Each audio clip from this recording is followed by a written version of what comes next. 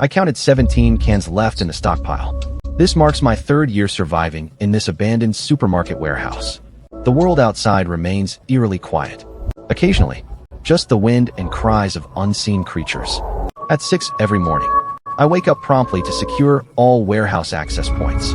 3 years back, when the outbreak began, I was working the night shift here. As the first infected emerged, that steel security gate became my salvation. Another routine day begins. Mask and gloves on, I grab my makeshift spear, heading to the creek for water.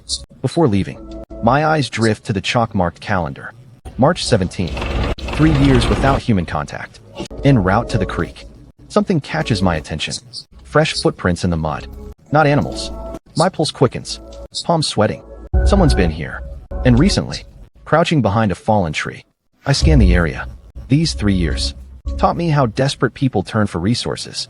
Last living soul I saw a year ago tried to raid my stash. I had to. Suddenly, metal clanging echoes in the distance. Breath held. I edge toward the noise. Behind a derelict gas station, a slight figure hunches. Over a dumpster, a woman. She looks to be around 30. Unusually clean for these times. She seems to have sensed something. Whirling around, rusted scissors raised defensively. Who's there? Her voice was hoarse but firm. I hesitated for a moment, then stepped forward slowly. I laid the blade on the ground. No threat intended. I said, my first words in 3 years. The voice sounded foreign, like it didn't belong to me. Her wary eyes locked on me. Weapon still at the ready. Alone? She asked.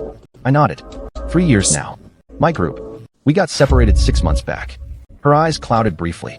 Just me now. We stood frozen, 5 meters between us. The new social contract of the apocalypse. The sun kissed the horizon. Nightfall meant danger. I've got shelter. I finally offered. Could share. Her stance softened slightly. Why?